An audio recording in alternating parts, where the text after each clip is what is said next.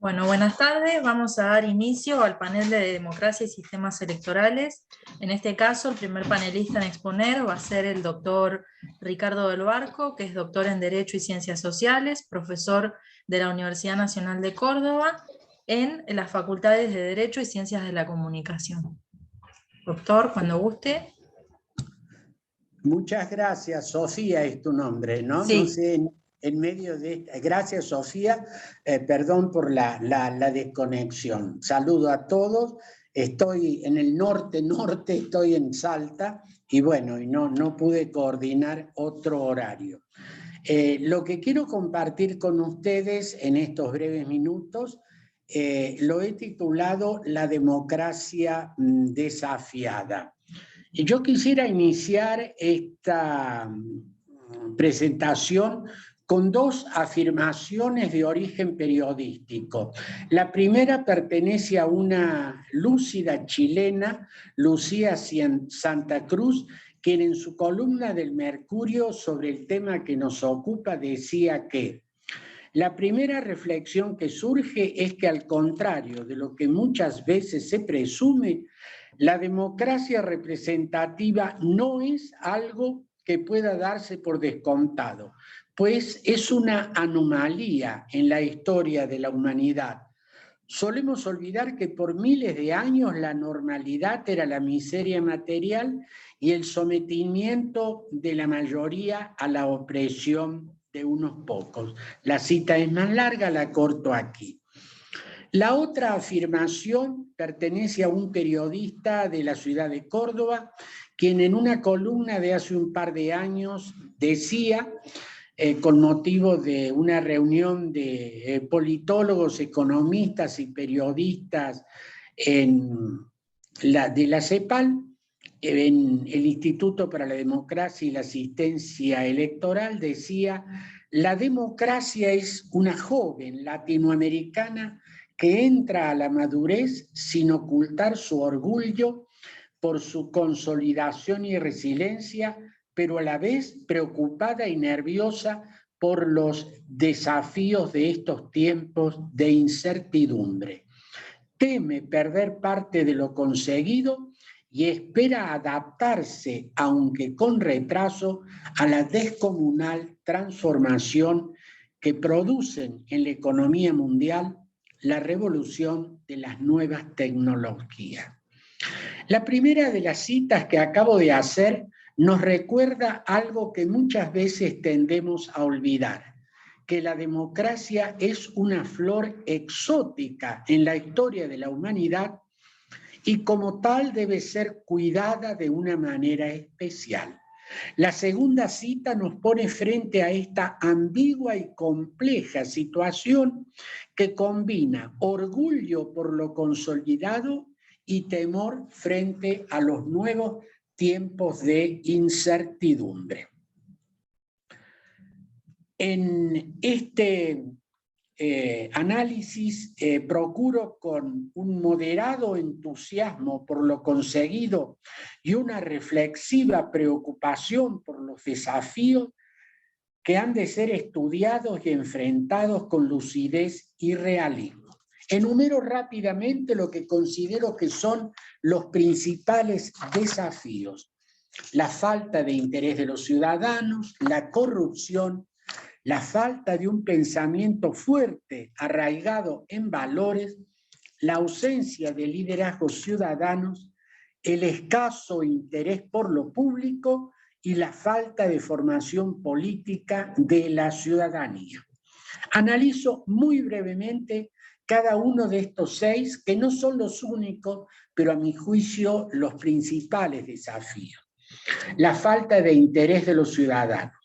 Recuerdo que una democracia supone y necesita de ciudadanos, y que la gran diferencia entre democracia y autocracia consiste que en esta no hay ciudadanos sino súbditos. El ciudadano pregunta y exige razones acerca del sentido de los mandatos. El ciudadano está atento al respeto de las leyes y cuestiona a los mandatos sin razón. En cambio, en la autocracia, los súbditos obedecen por temor o por acostumbramiento. Por ello, la ciudadanía se basa en un sistema de diálogos entre gobernantes y gobernados, diálogo entre los gobernados entre sí, que tienen visiones distintas y a veces contradictorias. El monólogo de los gobernantes es un signo claro de la autocracia. Este sistema de diálogos que implica la democracia no supone ausencia de autoridad, sino que por el contrario es la presencia de la autoritas en el sentido clásico, es decir, autoridad como poder moral y no la simple y desnuda potestad.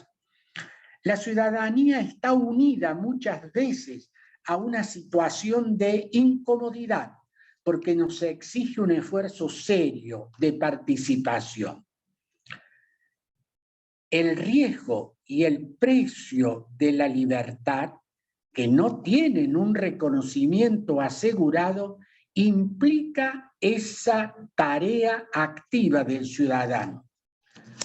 No me resisto a no citarlo Albert Camus, quien con extraordinaria lucidez dijo que la libertad no es un regalo que se recibe de un Estado o de un jefe, sino de un bien que se conquista cada día con el esfuerzo de cada cual y en unión de todos.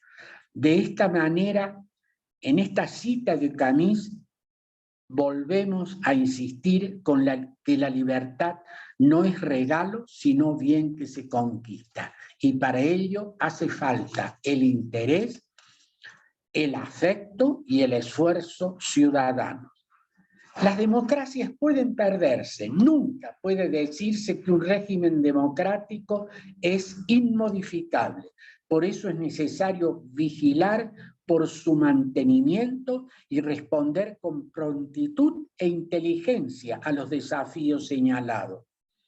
Parafraseando al dicho atribuido a la madre del último rey moro de Granada, cuando éste entregaba las llaves de la ciudad a los reyes católicos, cuando caen las democracias por la desidia ciudadana, podríamos decirle: llora como esclavo lo que no supiste defender como ciudadano. La corrupción es el segundo gran desafío. Podríamos intentar definirla esta de varias maneras, pero prefiero caracterizarla de la manera más simple y de mano de los clásicos. Defino a esta como la apropiación de los bienes de la polis para llevarlas al oikos, a la casa, a lo privado. La ventaja de esta caracterización es que además de dar cuenta de la naturaleza de la misma, se consustancia con la percepción ciudadana que ve de manera constante y reiterada que las fortunas personales de los gobernantes y sus allegados crecen sin explicación y motivo alguno. Personajes que han llevado una vida modesta y de estrecheces, generalmente sin destacarse en ningún aspecto del saber profesional, poco tiempo de acceder a su cargo, cambian de manera visible y en lo general ostentosa su nivel de vida. La praxis política y los medios de comunicación han popularizado el término casta política para referirse a los gobernantes. Yo prefiero llamarles de la manera clásica, oligarquía. ¿Saben por qué? Porque esta no es solo el gobierno de pocos, sino el gobierno de pocos en su exclusivo interés y beneficio. La corrupción tiende a este proceso de oligarquización en el sentido señalado. Un tercer desafío es la falta de un pensamiento fuerte arraigado en valores. La sociedad líquida que conceptualizó Zygmunt Bauman, definiendo el actual momento histórico en el que se han desvanecido las instituciones sólidas que marcaban nuestra realidad y se da paso a esa realidad marcada por la precariedad, al ritmo cambiante e inestable que tiende a el individualismo de las personas. Soy consciente que la expresión pensamiento fuerte puede suscitar muchas discusiones, incluso puede decirse que este es incompatible con la democracia o que alienta sistemas totalitarios. Me explico. Pensamiento fuerte lo entiendo como una concepción sólida que, partiendo de la dignidad innegociable de la persona humana, estructura las relaciones sociales. Un cuarto desafío es la ausencia de liderazgos ciudadanos. Muchas veces se da una falsa oposición entre ciudadanía y liderazgo, y no se excluyen estos necesariamente. No obstante, prefiero utilizar el término plural para hablar de liderazgo, porque el gran riesgo del uso singular del liderazgo es que se atribuye al líder una suerte de infalibilidad en el ejercicio del mando. Tal vez este sea el rasgo dominante en el llamado liderazgo carismático, pero no en todo tipo de ejercicio del mando. Hay un liderazgo democrático que no excluye el ejercicio de la responsabilidad ciudadana, sino que por el contrario lo alienta y lo sostiene. De cualquier manera, reitero, prefiero el plural para referirme a liderazgos ciudadanos como a los ciudadanos que promueven, coordinan y alientan la participación de los otros. Por eso utilizo deliberadamente el plural y hablo de liderazgos. La presencia de estos liderazgos ciudadanos ayuda a la consolidación democrática y su ausencia la perjudica. Un quinto desafío es el escaso interés por lo público. Se advierte con frecuencia una deliberada y desaprensiva actitud frente a las cosas comunes. Aunque parezca una verdad de perogrullo, lo público es lo de todos. Muchas veces, por entender que es una cuestión de todos, nos marginamos frente a lo que podemos hacer y nos sumergimos en nuestras propias preocupaciones e intereses. Se podría decir que esta es una actitud propia de los seres humanos y que no debo darle demasiada trascendencia. Opino todo lo contrario.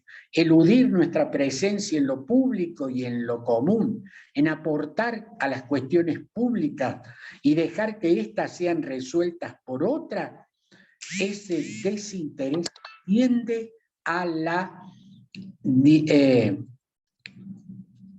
a favorecer el negocio privado o la defensa del interés sectorial. Recuerdo una frase que se le atribuye a Sarmiento y solía decir que cuando los ciudadanos honrados eluden sus compromisos con lo público, los pícaros se encaminan a la casa de gobierno. Sexto, la falta de formación política de la ciudadanía. Quiero decir que este desafío tiene una singular importancia. Es increíble la poca importancia, no obstante tenerla, que se le da a esta cuestión. No me refiero a las declamaciones que en general hablan del valor de la formación, de la educación en general. Me refiero a un esfuerzo serio, consciente y deliberado de estimular, promover y crear las condiciones para que la ciudadanía adquiera formación política. Distingo, porque sé que se me está acabando el tiempo, Sofía, ¿no? ¿Qué me quedan? Le quedan 6 minutos, doctor. 6 minutos. 7, Digo, perdón.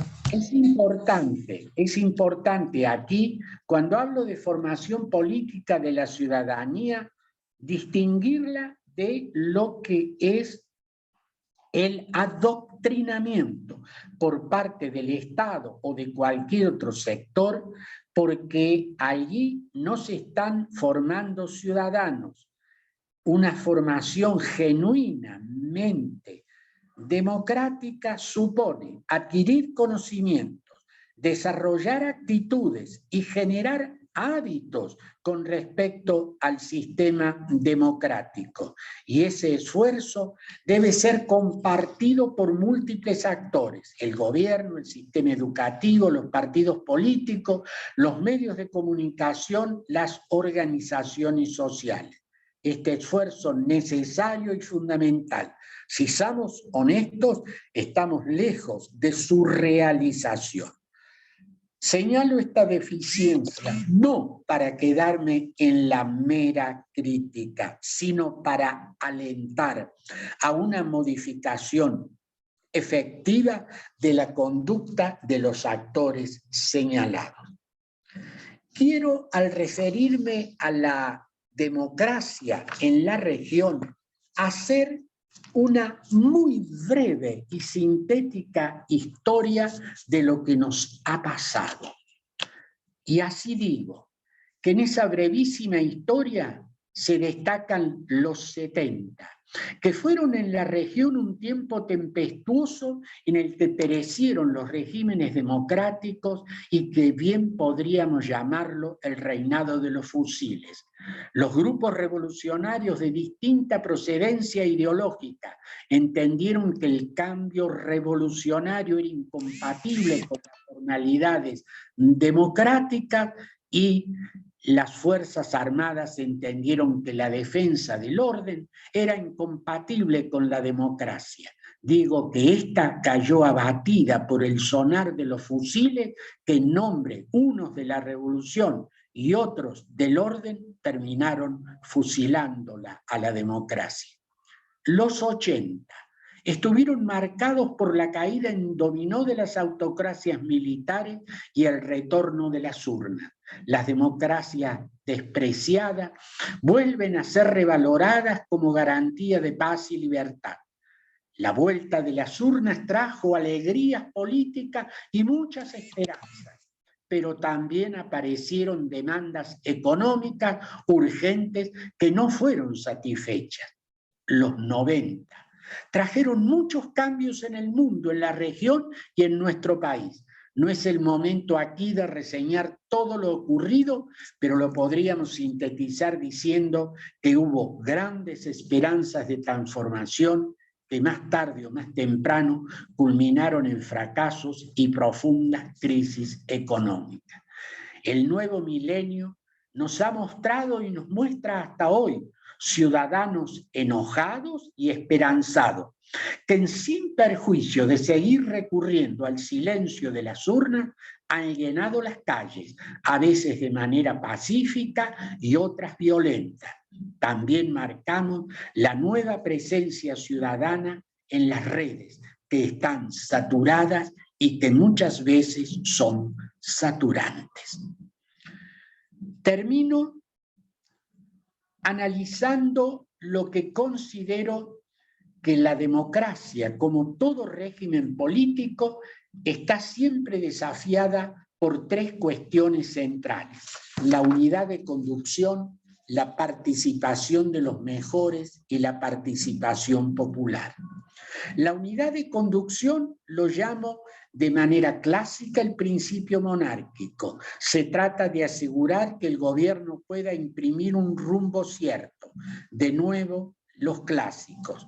El gobernante, cual piloto de navío, debe y puede conducir a su destino final, evitando encallamientos y naufragios.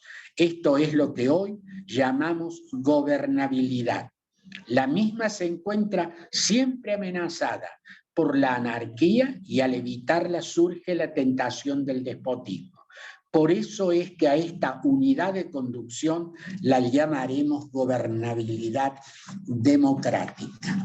Saben que este principio monárquico en nuestros sistemas está encarnado en la figura presidencial. El modelo del presidencialismo norteamericano se impuso en la región y así tenemos que esta unidad de conducción está en manos del titular del Ejecutivo. Aquí hay un tema que simplemente lo señalo, el tiempo no me permite un desarrollo más extenso. El gobierno, el presidente, del Ejecutivo, eso que asegura la unidad en la conducción, debe responder a una cuestión fundamental. ¿Cuánto ha de durar ese mandato y si es posible que se reelija o no? Hay múltiples opciones en nuestro continente. La reelección de un periodo que dura 4 años y uno más, el sistema norteamericano y el argentino a partir de la reforma del 94. El sistema mexicano, 6 años y ninguna reelección. El sistema de la antigua Constitución venezolana, 5 años y 2 periodos para optar a una reelección. Un mandato vitalicio como la Constitución de la dictadura de Duvalier en Haití. Un mandato de 4 o 5 años renovable a perpetuidad, como lo muestran las autocracias venezolana y nicaragüense, que en este caso acaba de inaugurar el 4º mandato consecutivo del presidente en ejercicio. No es esta una cuestión fácil de resolver, pero sí que ha de ser analizada.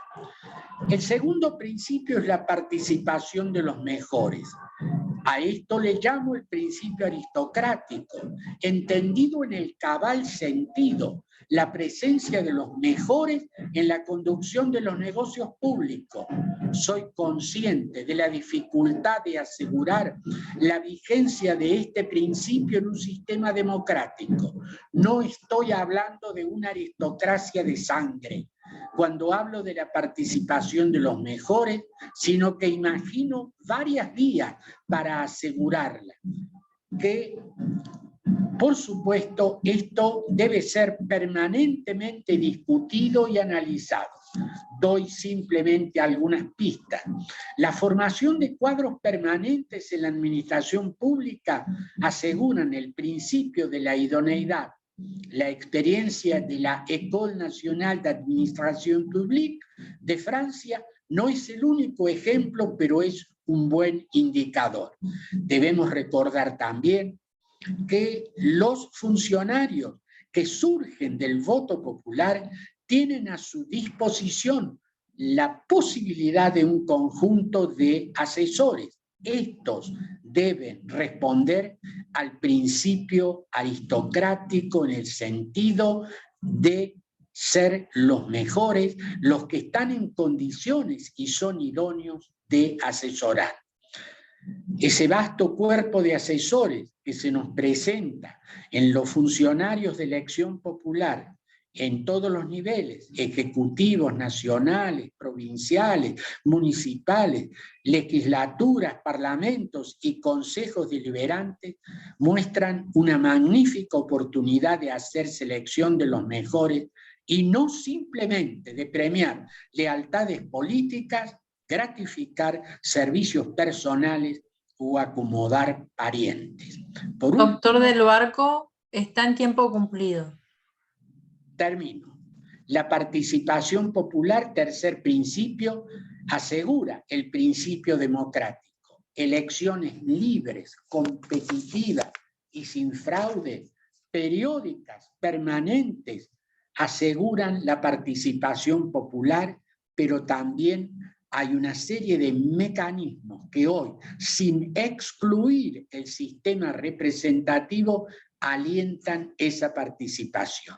Termino para responder al requerimiento muy gentil de Sofía, diciendo que esta democracia desafiada es como siempre una barca frágil, pero como nos enseñó Maritain, en ella navegan las mejores esperanzas de la humanidad. Como ciudadanos, una vez más, estamos llamados a preservar este navío, permitiendo que sigamos viviendo en concordia, en justicia y en libertad. Muchas gracias. Bueno, le agradecemos, doctor Del Barco. Sobre el final vamos a abrir la ronda de preguntas, así que si pierde la conexión, de última intente conectarse unos minutos después, le agradecemos, y también sobre el final es nuestra costumbre darles un aplauso, así que bueno, de nuevo muchas gracias, y voy a presentar al siguiente panelista, que es el doctor Oscar Blando. Es abogado, doctor en Derecho, profesor titular de Derecho Político en la carrera de grado, profesor de Derecho Constitucional Profundizado, Derecho Electoral y Derecho Parlamentario y Gestión Legislativa en posgrado, director del Seminario de Derecho Electoral y Político de la Facultad de Derecho de la Universidad Nacional de Rosario, docente estable en la maestría en Derecho Público, también de la Facultad de Derecho de la Universidad Nacional de Rosario, docente también de universidades nacionales y extranjeras, director del Centro de Investigaciones en Políticas Públicas, Derechos y Gobiernos de la Facultad de Derecho de la Universidad de Rosario, ex director de la Reforma Política y Constitucional del Gobierno de la Provincia de Santa Fe. Es autor de numerosos artículos en revistas científicas y también autor y coordinador de varios libros. Entre los últimos podemos destacar Reforma Política en Argentina, un debate democrático pendiente; otro, Legislación Electoral Santafesina; Democracia y Boleta Única en Santa Fe; Derecho y Política, de la Ley de Lemas a la Reforma Política y Constitucional en Santa Fe. Doctor Blando, le doy la palabra. Recuerde que tiene 20 minutos de exposición. Bueno, muchas gracias por la invitación. Abrazo a la distancia a todas las amigas y amigos, con la envidia de no poder ir a Mar del Plata, y especialmente a Pablo Glavin y a toda la gente, a todo el equipo que tanto aprecio, quiero, con tanta, bueno, nos reciben siempre allí y ahora virtualmente, como el año pasado. Así que desde ese punto de vista, muchas gracias, muy contento de estar con ustedes. Lo primero, en un tema que tiene que ver con las elecciones, el sistema electoral y la democracia, es justo conmemorar el día de hoy, ¿no? Porque el día de hoy es 11 de noviembre de 1951, se elegía por primera vez el voto femenino, cuya ley se había aprobado en 1947. Y el voto, el sufragio aparecía por primera vez garantizado de una manera realmente universal, igualitaria, y desde luego estaba allí la lucha y las ilusiones de muchas mujeres, especialmente de mujeres, ¿no? Y pienso, Abuelo de pájaro, ¿no?, en Julieta Lanteri, pienso en quien tiene el nombre del Centro de Investigaciones, Alicia Moró, Elvira Rawson, Eva Perón, obviamente, y todas otras muchas mujeres que lucharon, y también hombres, pero como siempre la lucha en este caso fue protagonizada esencialmente por las mujeres. Hoy tenemos una democracia desde hace 70 años mucho mejor, y mucho antes que muchos otros países incorporaron el voto femenino, muchos países que tenían una tradición democrática, entre comillas, por lo menos el electoral, mucho más grande.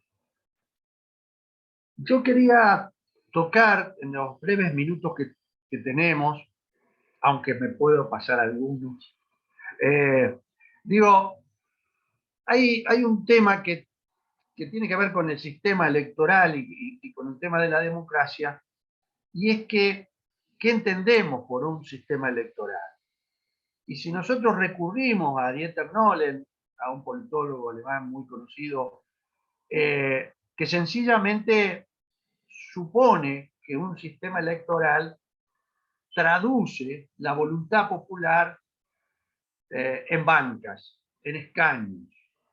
Un sistema electoral, en definitiva, fija las reglas de la competencia electoral, organiza la competencia política, la oferta electoral y la representación, garantizando el derecho constitucional de elegir y ser elegido.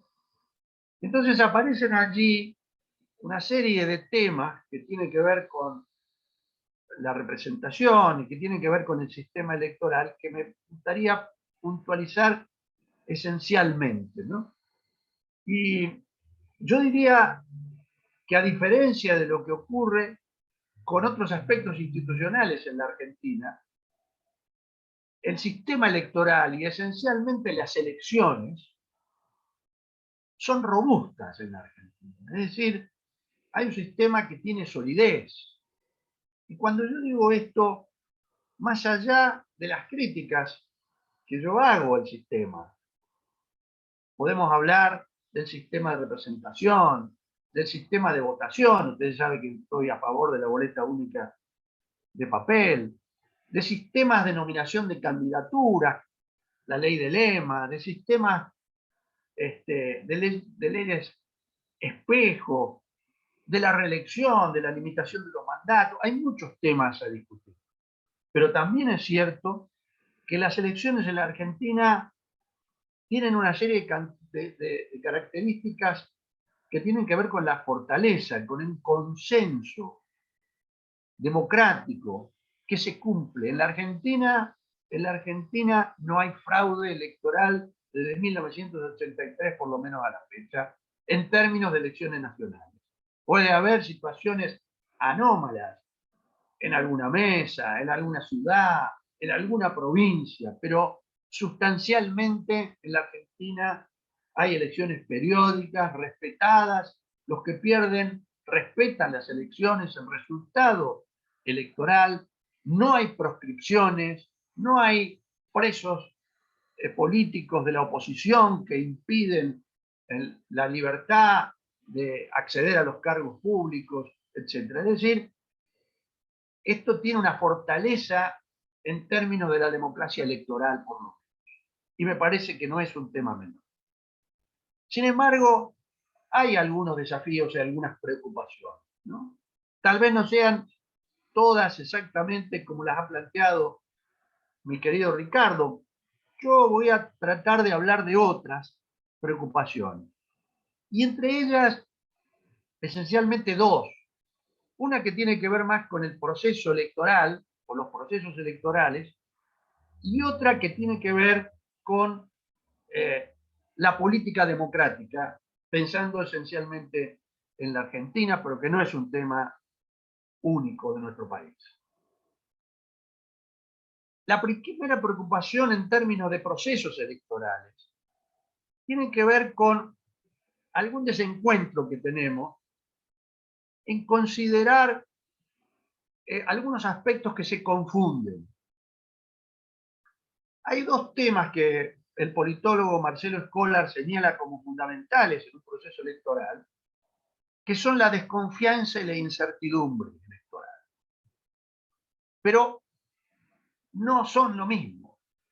Cuando hablamos de desconfianza, estamos refiriéndonos a que los actores políticos, los partidos, los dirigentes, los medios, las organizaciones de la sociedad civil, no creen, desconfían del proceso democrático. Es decir, sospechan de que puede haber trampas. Y esto, sin lugar a duda, produce un proceso, o puede producir un proceso de deslegitimación de las autoridades y de la democracia. Y por el otro lado está la incertidumbre electoral en un proceso democrático. Y esto no está mal, todo lo contrario. La incertidumbre sobre los resultados electorales es parte del sistema democrático. Es decir, en la democracia no podemos saber los resultados de antemano. justamente la incertidumbre democrática demuestra que es de esencia de la democracia de que el futuro no está escrito. Lo que hay que garantizar justamente es la incertidumbre democrática, en el sentido de que hay que saber qué dicen las urnas, qué dice la soberanía popular, para proclamar a ganadores y perdedores. Pero es la deslegitimación democrática lo que me preocupa más. Y me preocupa en estos términos, digamos.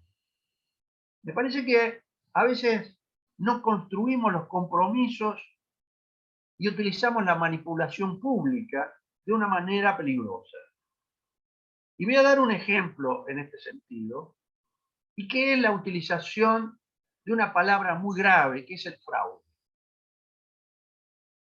Se toma con demasiada ligereza y se utiliza por los actores políticos muchas veces, se utiliza por los medios de comunicación, por distintos sectores interesados, y ciertamente se llama fraude a cualquier cosa. Si en una mesa un presidente de mesa se equivoca en la confección de los telegramas, pone mal los resultados, hay fraude electoral. Si el 1% de los telegramas no puede ser contado en el momento por distintas circunstancias, no llega al centro de cómputo en tiempo y informa, se proclama fraude electoral. Si por las ansiedades del rating de los medios, de los partidos políticos interesados, aunque estén prohibidos los boca de urna, no se proclama al ganador a los pocos minutos, a las pocas horas, se proclama el fraude electoral, cuando se sabe, y lo saben muchos de los actores políticos con mucha claridad, que lo que se hace la noche de las elecciones es la transmisión de los resultados entregados o venidos desde las mesas de votación, y que se da lo que se conoce como el escrutinio provisorio, que no tiene ninguna validez legal, y que si hay errores, y que a veces los hay, esto se subsana en el escrutinio definitivo, que es el que hace la justicia electoral. Un especialista argentino, pero con mucha preponderancia, por lo menos americana, latinoamericana, de la región, que es Daniel Sobato, dice que el mayor fraude es proclamar el fraude inexistente.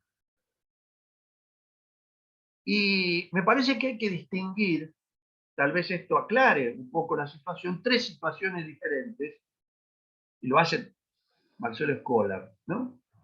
Me parece que hay una situación que hay que distinguir, es el error sistémico marginal.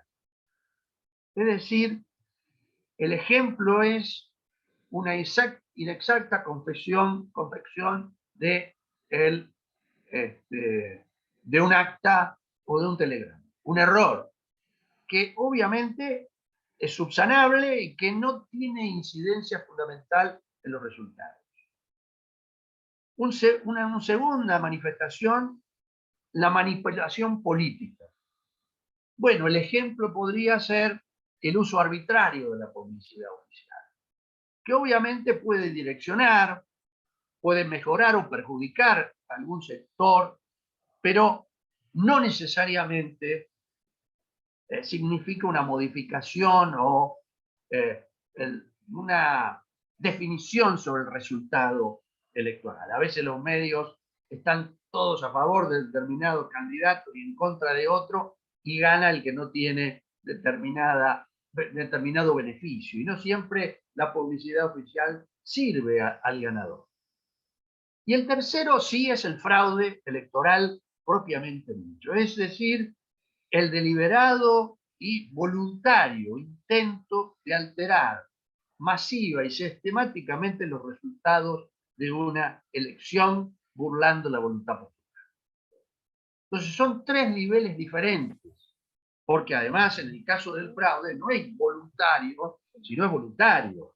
y además se cometen delitos, cosas que no se cometen en las otras dos circunstancias. Por lo tanto, yo lo que diría desde este punto de vista es que debemos morigerar los reclamos, las distintas circunstancias que hacen el procedimiento electoral, sobre todo porque esto significa la deslegitimación de los gobernantes y, en definitiva, y de última, la legitimación democrática. Hay un aspecto, sin duda, que tiene que ver con las reglas electorales. Yo decía, hay muchos aspectos que tienen que ver con la limitación de los mandatos. Algo dijo Ricardo y quiero referirme un poco a ese tema. Es cierto que desde la recuperación de la democracia, es decir, en el año 1983 en la Argentina no había ninguna provincia que tuviera reelección. Ninguna. Y por supuesto tampoco la Constitución nacional. Fue todo un periodo del constitucionalismo que reforma las cartas magnas e incluyen en general la reelección por un término, por dos términos, o indefinidamente, como pasa en algunas provincias. Ahora, digo, solo Santa Fe, mi provincia, y Mendoza no tienen reelección, todas las demás provincias. Ahora, el tema me parece que es grave, esencialmente grave, es lo que se llama la reelección indefinida. Y a mí me parece que ha habido, no me voy a detener a explicarlo mucho, pero me parece que es interesante, la opinión consultiva de junio de este año, 2021, de la Corte Interamericana de Derechos Humanos, cuando ante una solicitud de la República de Colombia respecto a la reelección indefinida. Yo quiero decir que la Argentina tiene un antecedente jurisprudencial muy importante que viene de mi provincia, de Santa Fe, cuando en el año 94 el ex gobernador Carlos Reutemann quiso declarar inconstitucional un artículo del 64 de la Constitución santafesina que impide la reelección. Y basándose en el artículo 23.c de la Convención Americana de Derechos Humanos, que habla del acceso en condiciones igualitarias a los distintos candidatos, él sostenía que la Constitución de Santa Fe era inconstitucional porque violaba el Pacto de San José de Costa Rica y la posibilidad de elegirse o reelegirse, de competir nuevamente por ese cargo. El fallo llega a la Corte Interamericana, a la Corte Suprema de Justicia Nacional, y por unanimidad, ¿qué dijo la Corte? Con un fallo excelente de Carlos Fay. La reelección indefinida no participa de la naturaleza de los derechos fundamentales. Es decir, la reelección no es un derecho humano.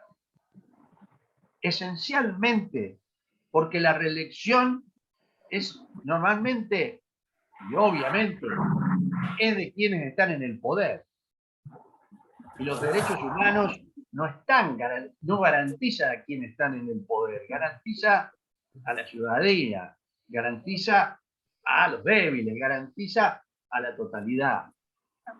El fallo, la opinión, mejor dicho, la opinión consultiva de 28 de la Corte Interamericana tiene sus bemoles que yo solamente voy a señalar, porque lo que preguntaba Colombia era si la reelección presidencial indefinida era un derecho humano otorgado por la Convención Americana de Derechos Humanos. Esencialmente era esto. ¿Qué dice la mayoría de la Corte? Digo la mayoría porque allí el doctor Patricio Pazmiño Freire y Raúl Zaffaroni votan en disidencia, en acuerdo con algunas cosas y en otras. Pero ¿qué dice la mayoría? La mayoría dice: la reelección presidencial indefinida no constituye un derecho autónomo protegido por la Convención Americana de los Derechos Humanos, ni un corpus juris del derecho internacional de derechos humanos. Lo mismo que en Argentina. La reelección indefinida no es un derecho humano. El segundo punto dice, referido a las prohibiciones que puede haber en los estados, o en los estados nacionales como el nuestro, la prohibición de la reelección indefinida es compatible con la Convención Interamericana de Derechos Humanos. Es compatible, es decir, no hay contradicción.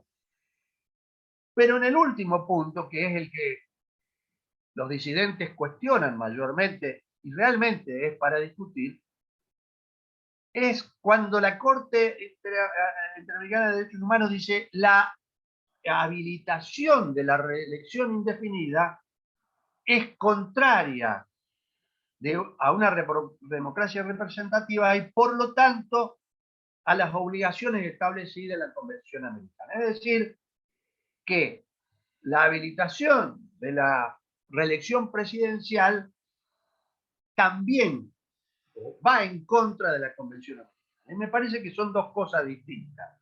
Una, que la reelección sea un derecho humano, y otra, que sea una prohibición que va en contra de la Convención, porque la Convención Americana no dice nada sobre eso, no lo prohíbe, y me parece que una prohibición de este tipo debiera estar expresamente tipificada. Dejo acá, es un excelente tema para seguir conversándolo. La segunda y última preocupación tiene que ver con algo que tiene que ver con la política democrática. Y me parece que mi preocupación tiene que ver con el aumento de una concepción apoliticista. Me parece que hay un regreso, una reconfiguración de las derechas fundamentalistas, no solamente en la Argentina, sino en el mundo. Se puede llamar Vox en España, se pueden llamar libertarios en la Argentina, pero hay un problema allí que afecta, a mi juicio, los principios esenciales de la democracia. Es más, hubo un candidato, Javier Milei, concretamente, que todos los habrán visto por televisión, que no pudo contestar una pregunta de una periodista de un canal afín, digamos, a su concepción en términos generales.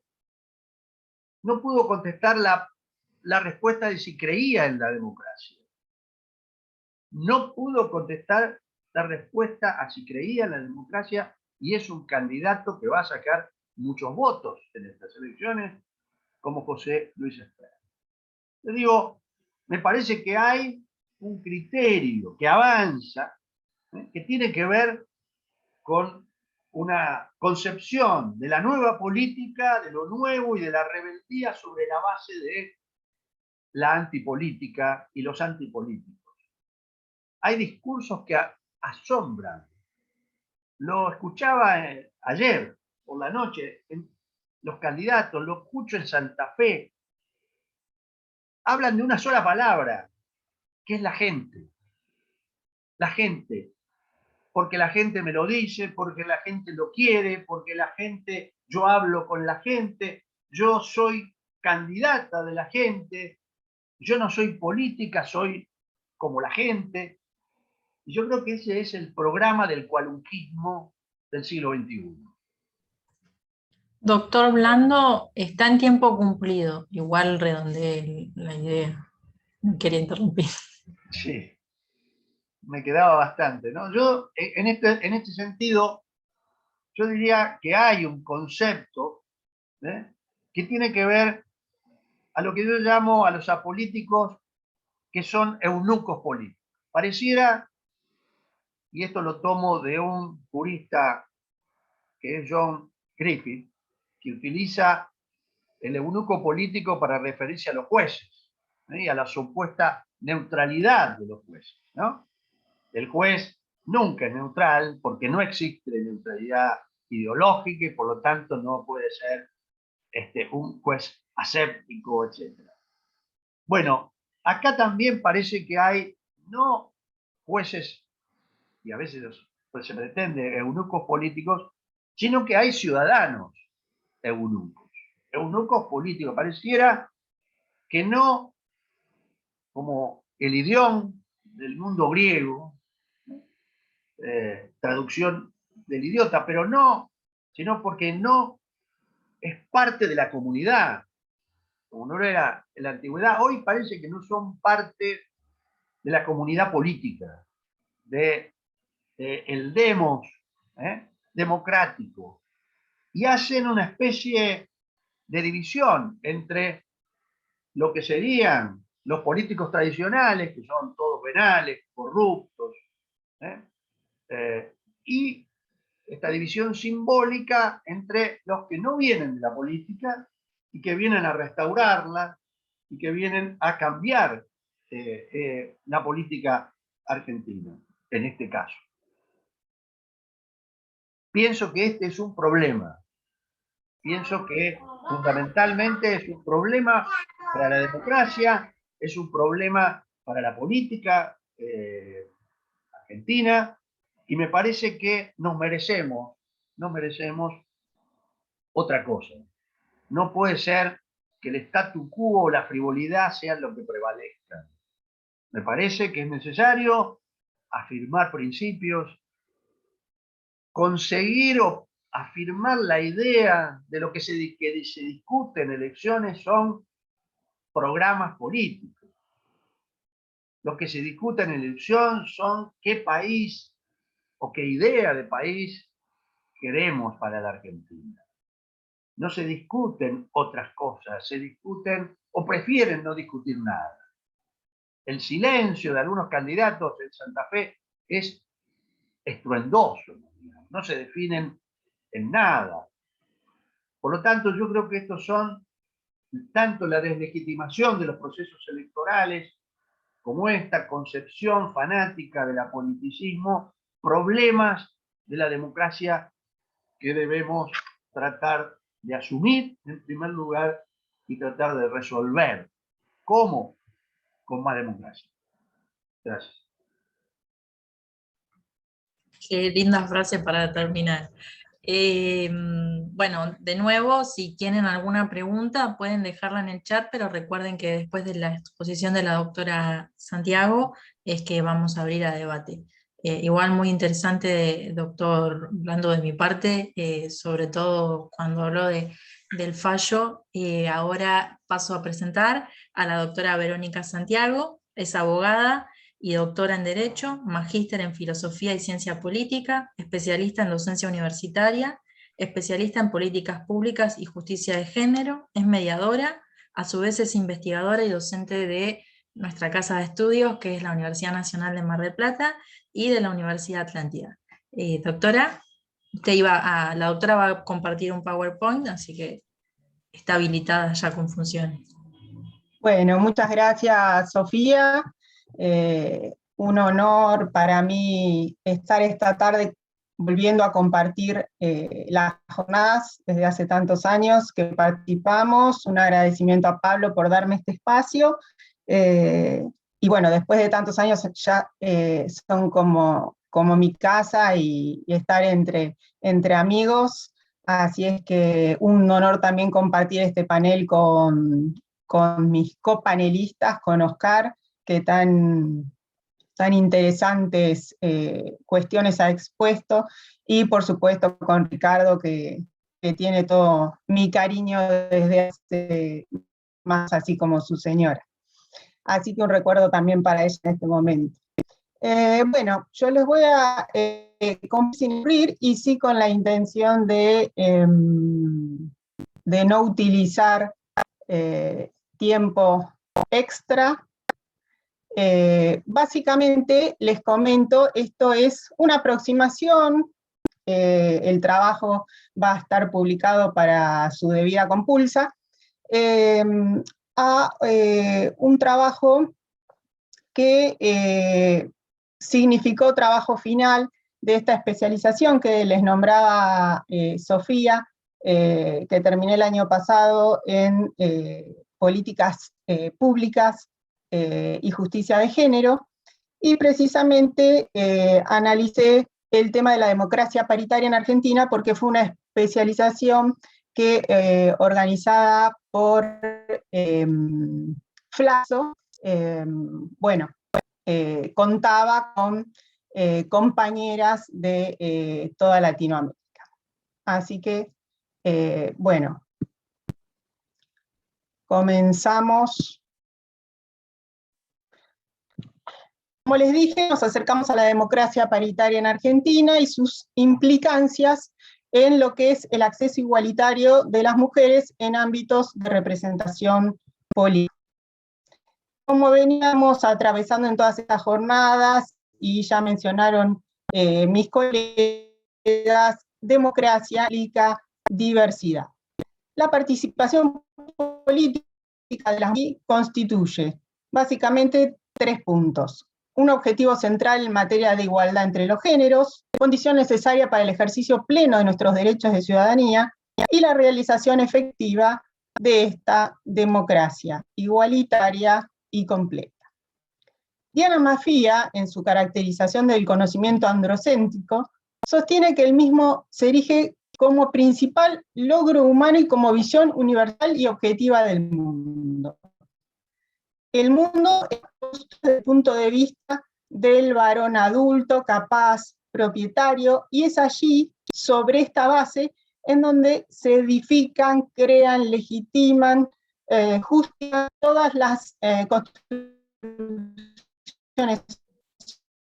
Doctora Santiago, no sé si solo me pasa a mí, y pero se entrecorta mucho y el PowerPoint quedó en la primer filmina del título y en donde también vemos tu nombre. Te puedo recomendar apagar la cámara, si bien no te vamos a ver. Vamos a hacer eso forma... y sí, porque me está marcando también a mí conexión inestable, así que puede deberse a eso.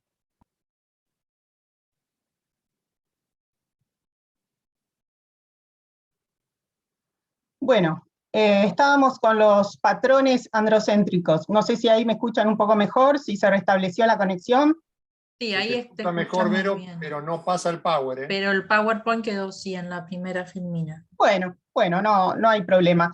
Mis compañeros han hablado sin Power, así que lo dejamos ahí en el título, pero debe ser parte también de la conexión débil, entonces. Hay mucho viento acá en la zona cerca de la costa. Bueno, decíamos que estos patrones continúan expresándose en una marcada diferencia que persiste, básicamente entre las chances de ambos géneros para ocupar lugares de decisión dentro del Parlamento, pues estamos hablando precisamente de representación femenina en la política. Esto es un claro ejemplo del techo de cristal, en donde las mujeres que aspiran a cargos altos se topan con una barrera organizacional, vertical, transparente y efectiva. No se trata de normas prescritas, existentes, sólidas, tangibles, sino que se trata básicamente de construcciones sociales y culturales. Además, salvo casos excepcionales, las áreas de gestión usualmente están identificadas con las labores de cuidado y estereotipadas de lo femenino. Al decir de la autora Bárbara Neil, vemos que la división de trabajo reinante en la esfera privada pasa al ámbito de lo público. Así encontramos las clásicas dicotomías razón-emoción, cultural-natural, público-privado, y por supuesto, esto concluye en que los términos débiles de estas dicotomías se aplican a nosotras las mujeres, concluyendo que las mujeres no somos aptas para la política.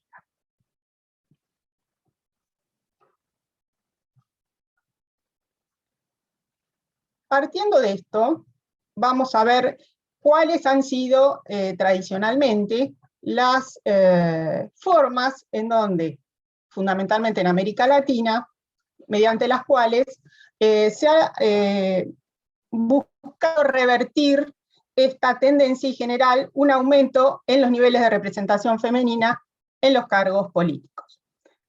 Básicamente han sido 2 medidas. El mecanismo de cuota, que es un mecanismo temporal, busca corregir un sesgo en el sistema político electoral existente. Básicamente es un mecanismo político institucional que fija pisos mínimos. En cambio, la paridad apunta a ser un mecanismo que se constituye en un acelerador de la igualdad de facto. Acá la paridad se centra en lograr la representación igualitaria de mujeres y hombres en ámbito de toma de decisiones, pero además va más allá, implica erradicar todos los obstáculos estructurales y culturales que impiden o dificultan el acceso a las mujeres en la toma de decisiones. Varios han sido los argumentos que han fundado la adopción de medidas paritarias en nuestros sistemas representativos. Básicamente raconto 3 argumentos simbólicos que construyen la paridad como un pilar fundamental de las democracias modernas, esto es, ciudadanos deben tener igual valor intrínseco, esto es sustentado por O'Donnell. En segundo lugar, argumentaciones normativas que plantean a la paridad como una cuestión de igualdad y justicia, y aquí surge la diversidad sexual como atributo humano, esto es sostenido por Márquez Pereira, y por último, en tercer lugar, argumentos consecuencialistas que plantean que la paridad conllevará cambios en los contenidos de la agenda político-pública, y así se logrará asignación de recursos y prácticas políticas más igualitarias, sostenido, por ejemplo, por Archet. En cuanto a los antecedentes normativos de nuestro país, visualizamos el 23 de septiembre de 1947, precisamente la sanción de la Ley 13.010 de sufragio femenino.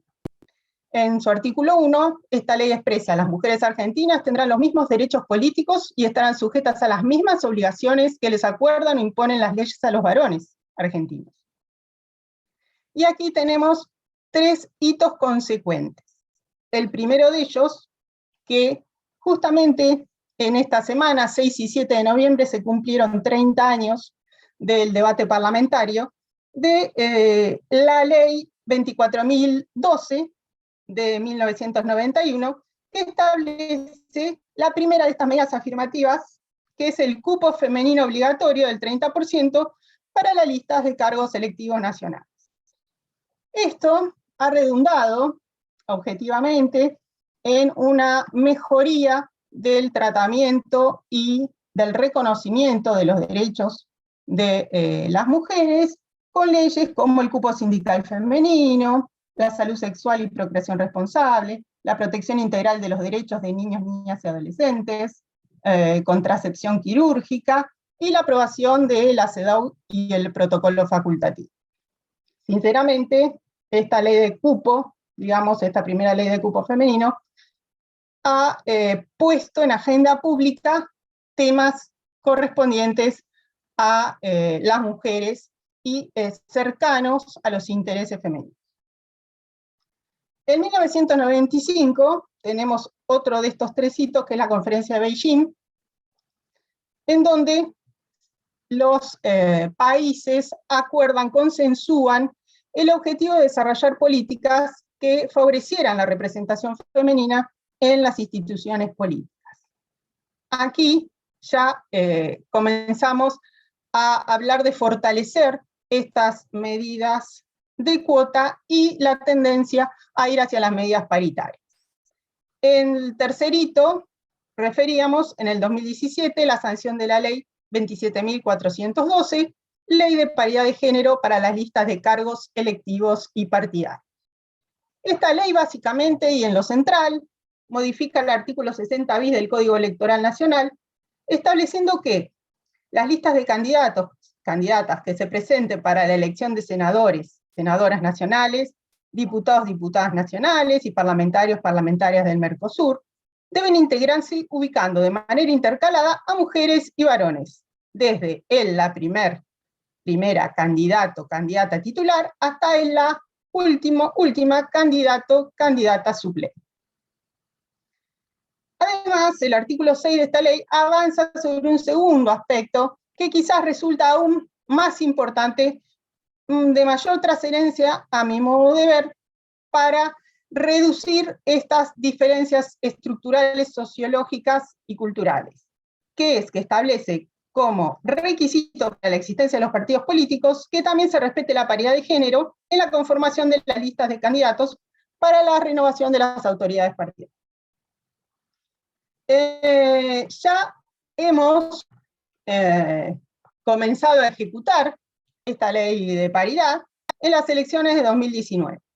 Y aquí vemos que en realidad hay una diferencia con la ley de cupo. En la ley de cupo vimos un aumento de casi un 25% de la participación femenina en los parlamentos nacionales. Aquí vemos que en realidad la Cámara de Diputados prácticamente no varió la participación de mujeres y cayó 3 puntos porcentuales en la Cámara de Senadores. No es sorprendente, no es el único país que esto ocurrió. La mayoría de los países latinoamericanos y también europeos, en donde hay leyes paritarias, en las primeras oportunidades en las cuales experimentan la ejecución de estas normativas, se observan este tipo de cuestiones. Algunos de los desafíos pendientes en donde tenemos que seguir construyendo precisamente para que esto se subsane y vayamos increyendo en la participación femenina. El primer desafío que se apunta es la cabeza de lista. El armado de las listas es fundamental porque depende de ello hasta cuántas mujeres entran o no entran. Luego también es importante el reemplazo de mujeres por mujeres, ¿sí? Hay un proyecto del año pasado, precisamente, de una senadora, en donde se busca estipular que aquellas mujeres que renuncien a sus cargos o tomen licencia por distintas cuestiones sean reemplazadas por mujeres. Y de trascendental importancia también es en lo informal trabajar la integración del armado de listas y política partidaria. Todavía lamentablemente podemos ver que, y esto ha ocurrido en las últimas elecciones, trasciende en lo íntimo de los ámbitos políticos, que muchas de estas mujeres que deben encontrarse en lista, deben estar allí por la ley de paridad, son acercadas, podríamos decir, por conocidos, familiares, maridos, políticos, que muchas veces dejan el mismo cargo.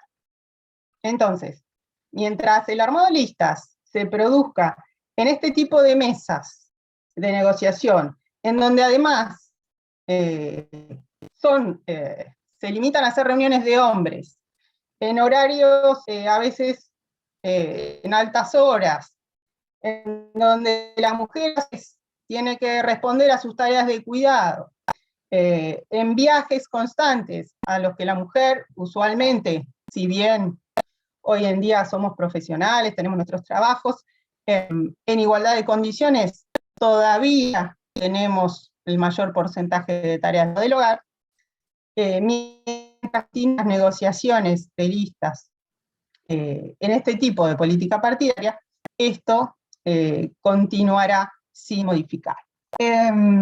Entonces, volviendo a lo teórico, es importante entonces fortalecer estas leyes de representación paritaria con andamiajes normativos que vayan afinando, ¿sí?, distintos aspectos sobresalientes de estas leyes como para ir fortaleciéndolas. Tampoco es igual en la aplicación de la ley de paridad en los distintos sistemas electorales. Como bien lo sabrá Oscar, no es lo mismo aplicar la paridad en sistema de lista cerrada y bloqueada que aplicar la paridad en listas abiertas y de preferencia, porque no logramos casi nada poniendo una mujer y un varón en ese tipo de sistemas electorales. Y también me parece de mucha importancia las campañas de concientización respecto de estos temas de igualdad y paridad de derechos. La paridad nace como crítica a la democracia representativa, que excluye de raíz, nace excluyendo a las mujeres, como bien decía Oscar, cuánto tiempo ha sido necesario para llegar al derecho básico, que es el derecho de voto femenino. Lo que busca la paridad no solo en ámbitos de representación política, sino en la totalidad de los ámbitos, es que sean espacios compartidos por hombres, mujeres y también no binarios, digámoslo, porque vamos a tener que trabajar en eso, que sean espacios compartidos igualitariamente, y en este caso espacios de poder compartidos de forma igualitaria. Brevemente voy a mencionar qué pasa con los otros dos poderes, ¿sí? En cuanto a la representación femenina. El poder ejecutivo, por ejemplo, segundo mandato de Cristina Kirchner, la participación femenina en cargos políticos era del 25%, contra un 75% de participación masculina. En la administración de Mauricio Macri se produjo un descenso al 19% de mujeres y 81% de hombres. En el gobierno de Alberto Fernández, todos sabemos que esto ha sido una de las fortalezas de su gobierno, se eleva significativamente este índice, ¿sí? Estos datos están relevados, y el 37% de los puestos jerárquicos de la política son ocupados por mujeres contra un 63% ocupados por hombres. ¿Qué pasa con el Poder Judicial? Poder que me afecta, ¿sí? Un colectivo en el cual estoy inserta como funcionaria. Poder Judicial de la Nación. Datos en ambos casos de Nación y Provincia 2017-2018. Informes de la Oficina de la Mujer de cada uno de estos poderes. 56% coinciden en ambos poderes de mujeres. Pero ¿qué pasa? Cantidad no es calidad. Tenía unas diapositivas con los porcentajes. Brevemente vamos a ver que del 61 al 65% de estos porcentajes de mujeres participan en cargos de personal administrativo y funcionariado de secretaría, ¿sí? Es decir, que casi el 70% estamos en cargo inframagistrado, infraministro, procurador, defensor fiscal, y entonces vemos que precisamente este 56% no rinde en gestión y puestos de poder.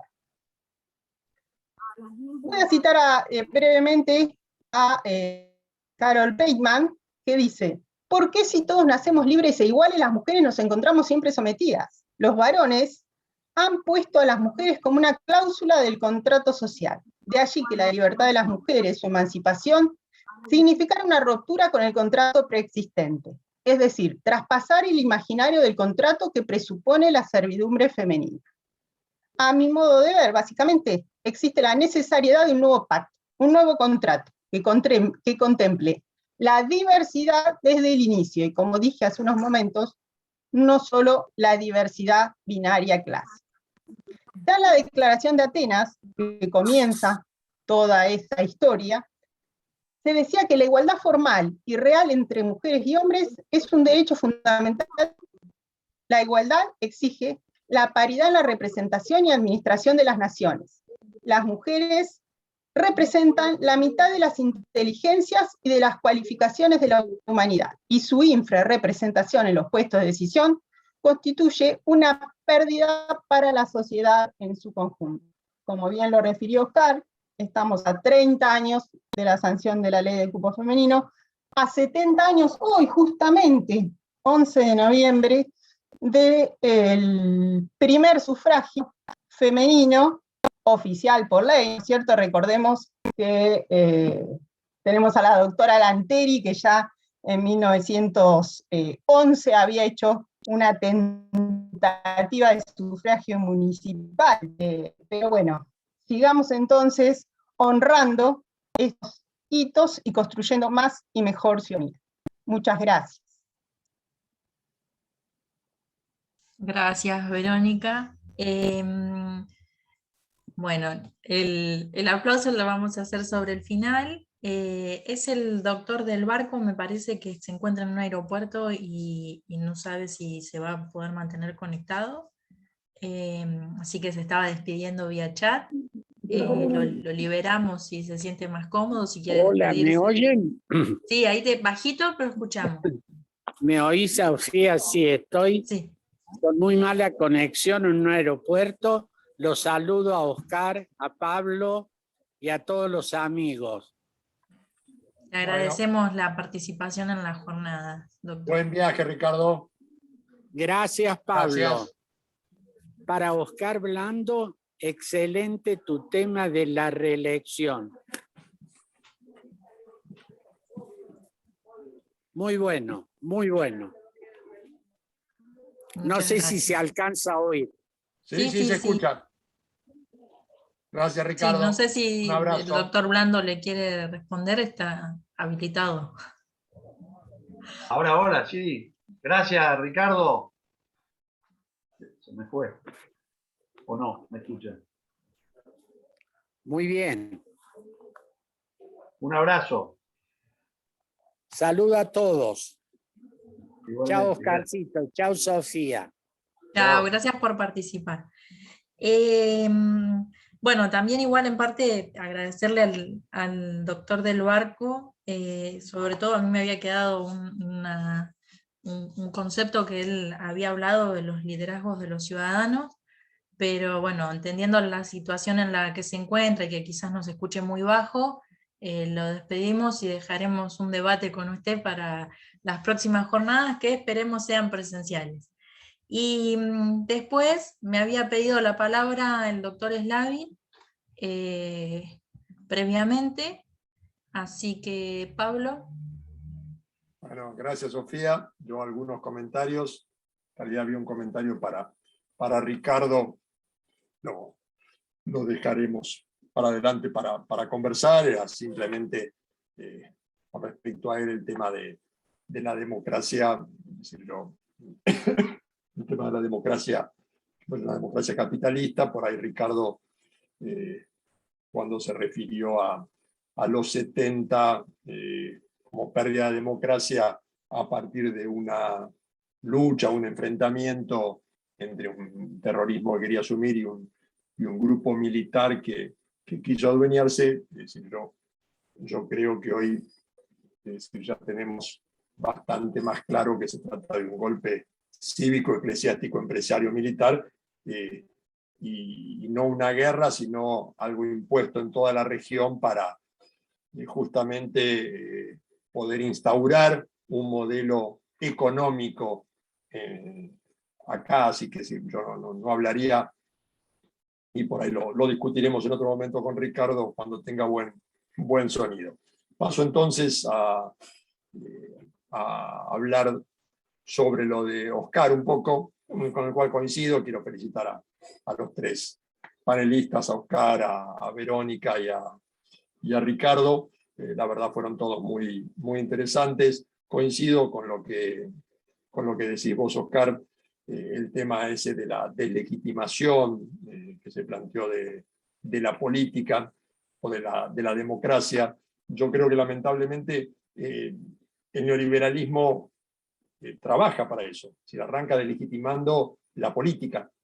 Es decir, ese discurso de no somos políticos, no participamos de la política, después deslegitima las elecciones y habla de un posible fraude cuando todavía no ocurrió y piensa que va a perder, y cuando pierde, la derecha suele decir hubo fraude, muy ligeramente, sin ninguna prueba y sin ningún dato.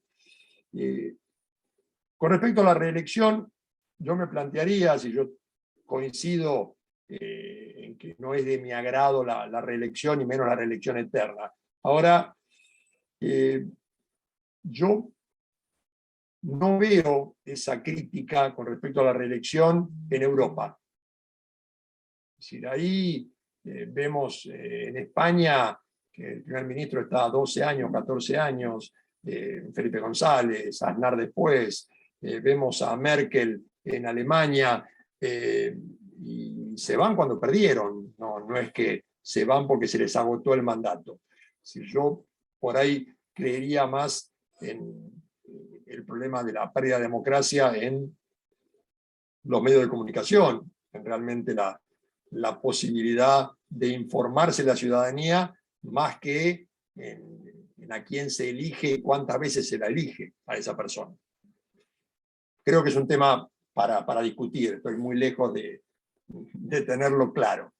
Y después, este tema que vemos en el último tiempo, que coincido con vos plenamente, los expertos, los Milei, que lo plantean como si fuera una nueva política, y que es algo, la verdad, rancio, muy viejo. Es decir, es el fascismo de la década del 30, es el grito frente al debate, es la emoción ante la reflexión, y esa apelación que hacen, que escuchaba también en un panel anterior, cuando tuve oportunidad de intervenir con preguntas, pero esta recurrencia a Nozick y el planteo libertario de Nozick, sin recordar que el propio Nozick dijo en su libro en la década del 80, no mucho más lejos, dijo, me equivoqué, lo que dije estaba mal, las consecuencias de la política que defendí son un desastre. Entonces, traer ahora a Nozick de vuelta, que los libertarios vengan a traer todo un discurso armado de marketing en el cual, como decís vos, no dicen absolutamente nada, y se habla con frases, diciendo no soy político, vengo a gestionar, suena viejo. Lo que asusta es que eso que suena viejo, algunos lo tomen como una novedad. Yo creo que eso es lo peligroso que vemos en el último tiempo. Simplemente quería hacer este comentario, que ya se va haciendo tarde, y coincidir con vos genéricamente lo que estabas diciendo, Oscar. Así que gracias. Oscar, ¿querés hacer alguna aclaración? Sí, no, la aclaración tenía que ver con el tema de la elección. Yo soy partidario, obviamente, de la limitación de los mandatos, no solamente de los ejecutivos, también de los legislativos, etc. Yo creo que como principio está bien, es decir, no como un principio republicano vacío, sino como un principio de periodicidad, de renovación de las clases dirigenciales, de la apelación normalmente se hace de la juventud, pero en realidad justamente las reelecciones indefinidas, etcétera, van en contra de esos principios, o sea, esos como tapones que se van produciendo. La permanencia en el poder durante mucho tiempo, favorece los acuerdos espurios, empresariales, con medios, etcétera. Son proclives a eso. Ahora, reitero, yo no creo que sean inconstitucionales, más, yo creo que en mi provincia, en Santa Fe, que no tiene reelección, yo creo que una reelección es absolutamente posible, no viola ningún derecho, no viola el sistema republicano, etc.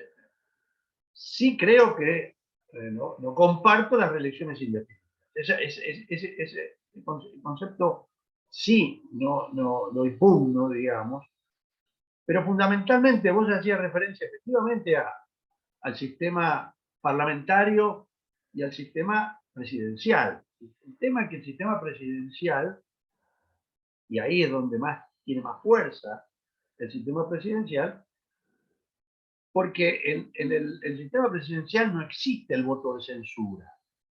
El presidente dura lo que tiene que durar, salvo alguna excepción, como es el sistema de juicio político, que, bueno, hay que tener las mayorías suficientes para eso, hay que invocar razones, no siempre son buenas razones, pero otras veces sí se necesita, hay un procedimiento, etc. En cambio, en el sistema parlamentario, el primer ministro puede durar 15 años o 2 meses. Y si dura 2 meses, no vamos a decir, es esencialmente por razones políticas, no por razones jurídicas, ni que hay que invocar un artículo y que viola. No, por razones políticas, un presidente o un jefe de ministros, o como se le llame, canciller, lo que sea, según el sistema parlamentario utilizado, puede durar muchos años, pero también puede durar muy pocos años. Un sistema absolutamente distinto, digamos, en su concepción. El primer ministro es parte del Parlamento, está en el Parlamento, nace del Parlamento, y es quien lo destituye o puede destituirlo. Digamos, el sistema no es el mismo. Yo creo que hay algunas diferencias y por eso hace a esa discusión. De todas maneras, yo creo que la Corte, en esta opinión consultiva, se excede a mi juicio, porque me parece que no fue parte del reclamo de Colombia. Porque una cosa es decir que la reelección indefinida viola la convención, o por lo menos no es un derecho humano el derecho a la reelección, y otra cosa es decir que un Estado que tenga reelección indefinida vaya en contra de la Convención Americana. Ahí me parece que se ha excedido no solamente en la interpretación de la Convención, sino en la propia consulta, que creo no se había hecho de esa manera. Pero es un tema interesante que haya llegado, en opinión, a la Corte Interamericana, me parece que es saludable y vale la pena leer y discutir esa opinión.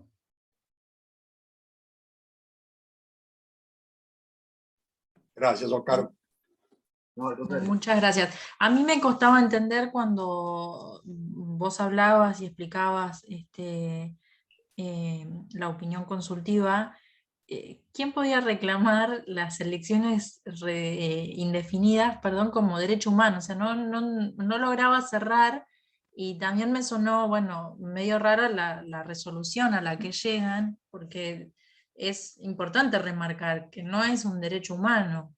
Bueno, vos en parte también lo dijiste, ¿no? Pero bueno, era por un lado, primero cuando empezaste a hablar, que de ahí era una de mis preguntas que te quería hacer, era de por qué era tan grave el tema de la reelección indefinida. Y mientras estabas hablando yo me puse a pensar y dije, bueno, claro, permite esto último que vos mencionaste, negociaciones con grupos de poder y demás, pero a la vez, ¿no sentís como que se puede dar continuidad a un proyecto político con una elección indefinida? Porque en nuestro país cada 4 y 2 años votamos, y si no nos gusta podemos cambiarlo. Te lo hablo desde el lado de marplatense, por ejemplo, donde en el municipio eran indefinidas las elecciones, o siguen siendo, creo que no se reformó. Y no, digamos, es absolutamente discutible, no hay una vara esencial como para resolverlo. Lo que yo digo es que una cosa es que uno tenga la continuidad de 8 años, 12 años, no sé, para poner ejemplo, y otra es que de 20, 25 años, 30. Hay legisladores que están 30 años en sus cargos. No violan ninguna porque está permitido, por lo menos no está prohibido.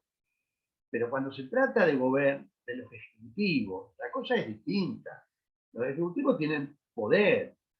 Los gobernadores en nuestras provincias tienen mucho poder. Tienen poder, no solamente el poder tradicional, la caja, cooptan los medios de comunicación, la justicia, digamos, tienen después legislaturas en donde hay mayorías automáticas, digamos, son decisiones, digamos, ¿no? A veces uno está en la disyuntiva, decir, bueno, ¿qué aseguramos cuando hablamos de sistemas electorales? ¿Qué aseguramos? ¿La gobernabilidad o la representatividad y la proporcionalidad? Son distintas cuestiones. No hay sistemas electorales que resuelvan todas las aspiraciones o todas nuestras propuestas. Uno puede decir, por ejemplo, bueno, el sistema proporcional es mejor porque asegura proporcionalidad por un lado, es decir, permite que haya distintos sectores que accedan a distintos espacios de poder, y pluralismo político, porque hay mayorías y hay minorías, etc. Ahora, se necesitan para eso listas que son largas, que son grandes, que son las llamadas listas sábanas verticales. Bueno, esas listas, que tienen la ventaja del pluralismo y la proporcionalidad, no tienen la ventaja del conocimiento del ciudadano. Entonces, bueno, vayamos al sistema uninominal. Bueno, vayamos. Ahora, ahí sí hay conocimiento, porque se elige uno, se eligen dos, etc. Ahora, no hay ni proporcionalidad ni pluralismo. Quiero decir, los dos sistemas a la vez, o los tres, o los cuatro, no pueden coexistir y resolver todos los problemas que pueden tener.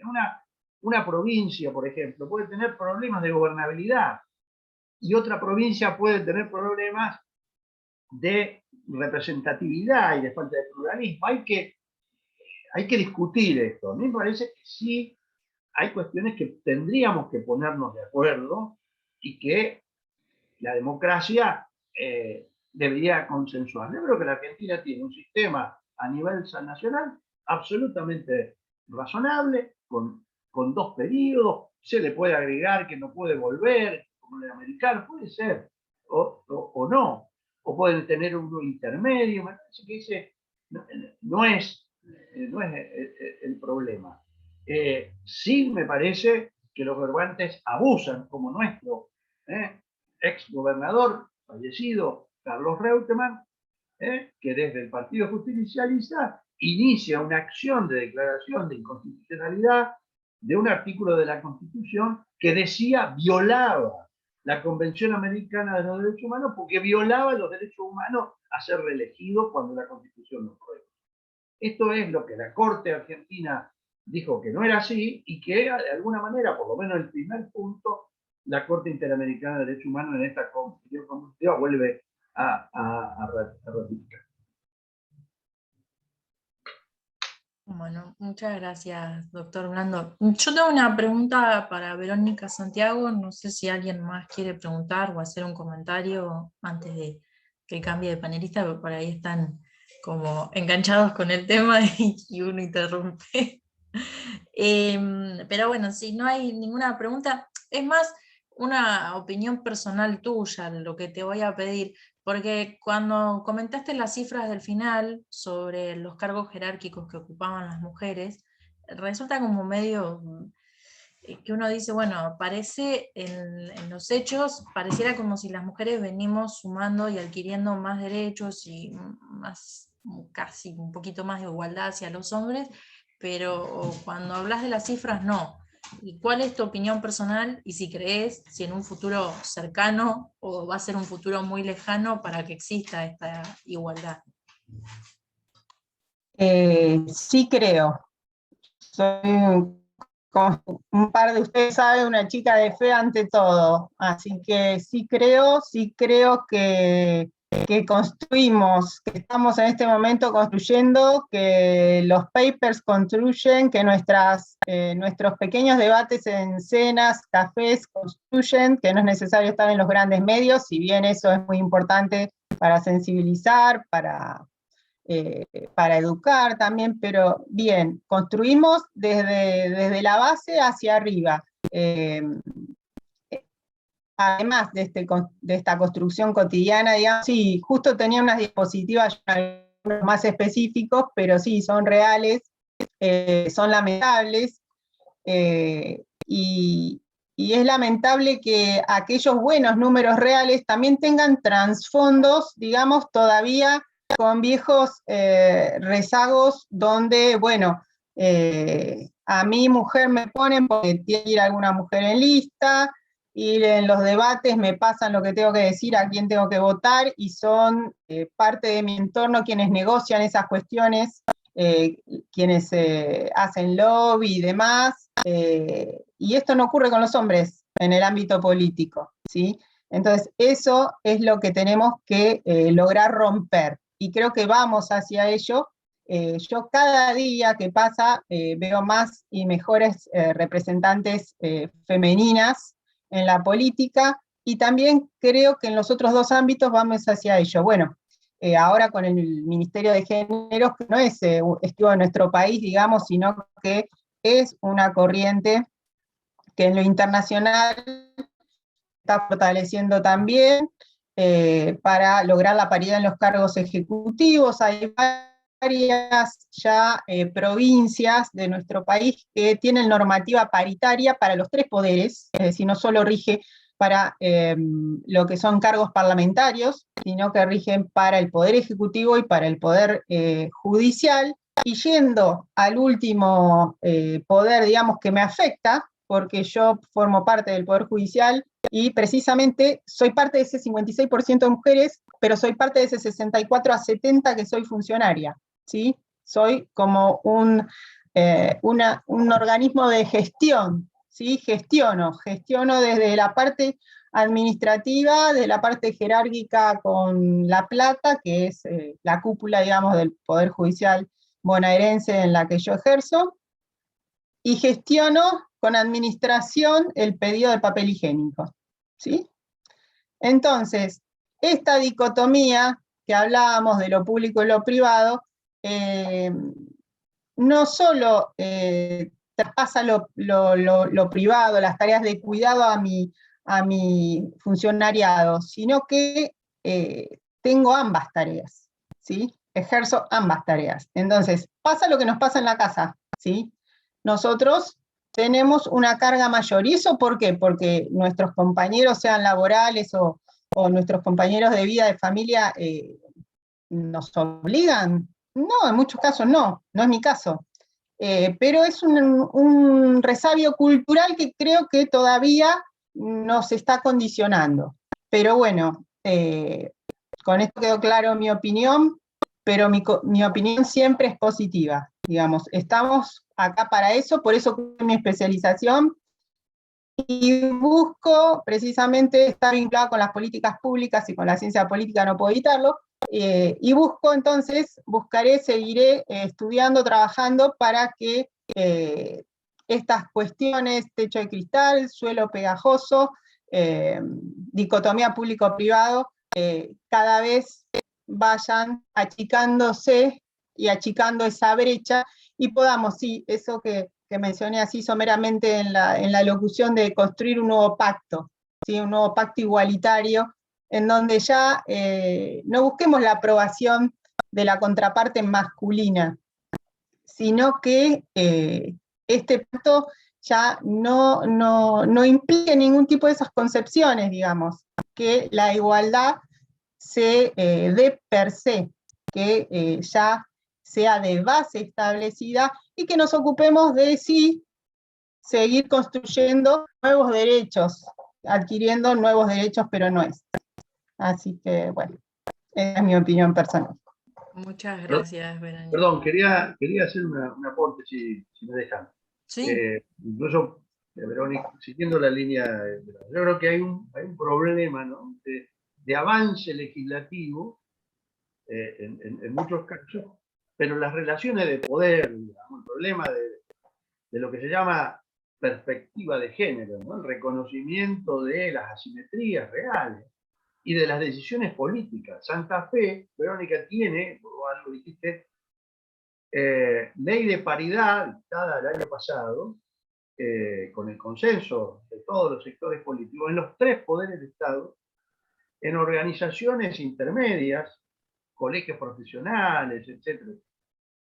Bueno, nada de eso ha cambiado. Es más, cuando el gobierno de Perotti hizo alguna modificación, no solo que en el Poder Ejecutivo entraron mujeres, sino que salieron mujeres y entraron hombres.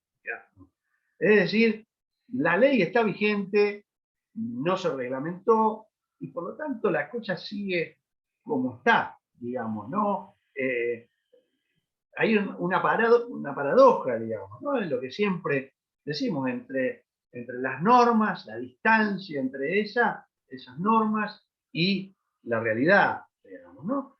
Y en segundo lugar, yo les digo a ustedes que investigan y que son parte de un equipo muy importante. Fíjense, yo hice un estudio sobre qué dicen las constituciones provinciales argentinas sobre perspectiva de género, sobre género. Bueno, ahí me encontré, y tengo un trabajo de hace unos años que hice, ¿no? Ahí me encontré con cosas horribles de lo que pasa el interior de la Argentina, ¿no? El interior o no el interior. Pero digo, Formosa en su constitución decía que la misión de la mujer era ser ama de casa. Lo decía en la Constitución. Y otras constituciones, como la de Córdoba misma, del 87, etcétera, 1987, etcétera, tibiamente habla de reconocimiento de la mujer, pero después dice que lo principal es lo familiar y después lo laboral. Pero están en las constituciones. Hay solo 2 provincias, en realidad una, por lo tanto la Ciudad Autónoma de Buenos Aires y Río Negro, que tienen en el articulado asegurada la perspectiva de género, ¿no? Digamos, todas las demás provincias no la tienen. No digo la nuestra, que no está reformada desde mitad del siglo pasado, sino las que se modificaron durante los últimos años. Realmente, y hay un problema allí, ¿no? Hay un problema porque allí los gobernantes se toman, no de las convenciones internacionales, no de la Constitución reformada, sino que se toman de las normas propias, para obstruir. Es decir, seguimos con un problema de poder, digamos, que hay que modificar, y que hay que modificar en todos los ámbitos. Y te entiendo y te comprendo en el ámbito del Poder Judicial, que tal vez sea uno de los más cerrados en este sentido, y en abrir estas posibilidades. Acá también la pirámide es así, digamos, ¿no? Hay más mujeres, pero en lugares no decisores. No son juezas, no son camaristas, no son miembros de la Corte. En Santa Fe hay una solamente mujer en la Corte Suprema. Una tarea que va a requerir un trabajo político, en el buen sentido, muy importante. ¿Sabés qué es lo bueno, Oscar? Que hace 20 años, creo que esta es la 21 jornada, y empezamos juntos, y hace 21 años de esto no hablábamos, y ahora sí. Entonces, vamos bien. Y lo último, te voy a pedir ese trabajito, por privado, por mail, te pido ese trabajito de las constituciones, porque me parece muy interesante. Muchas gracias.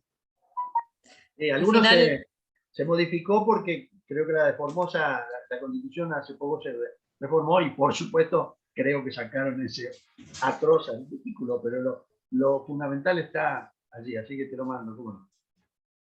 Esta es la función de la jornada, es un intercambio de conocimientos, saberes, un lindo debate. Fue un tema, la verdad, de los 3 panelistas, bueno, Ricardo nos tuvo que dejar antes porque estaba en el aeropuerto, fue muy, muy enriquecedor escucharlos. Fueron muy dinámicos también al momento de hablar, muy entretenidos, sobre todo para esta hora y para nosotros que estamos desde las 9 de la mañana. Pablo, ¿querés agregar algo más como cierre? Así nos despedimos. Bueno, tu cierre fue perfecto. Agradecerles, como siempre, a Oscar, a Verónica, a Ricardo. Recién se lo agradecí por teléfono, que me estaba viviendo, contándome el problema de mala conexión. Y por supuesto agradecerle a todas y todos los que nos acompañaron hasta el final. Ya pueden irse a comer y a descansar, que se lo han ganado. Muchas gracias, seguimos mañana. Chao, hasta luego. Saludos, hasta mañana. Chao.